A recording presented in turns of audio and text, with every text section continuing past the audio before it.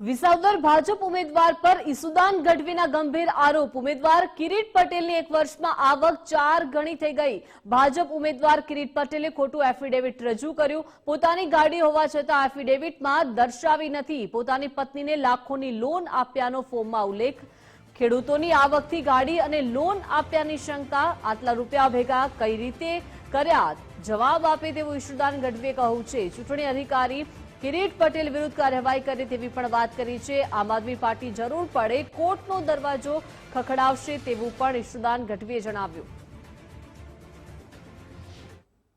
ભાજપના વિસાવદરના જે કેન્ડિડેટ માનનીય કિરીટ પટેલજી કે જેમણે તમે જો એમની આવકમાં જેમણે જે એફિડેવિટ રજૂ કરી છે એમની આવક એક વર્ષ પહેલા 34,74,000 હતી।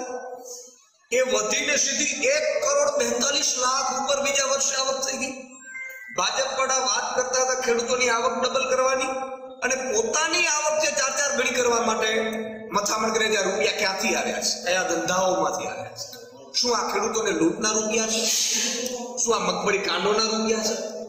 શું આ બધા જે વ્યવસ્થાઓ કૌભાંડી કરી અને નાણાં બનાવેલા છે?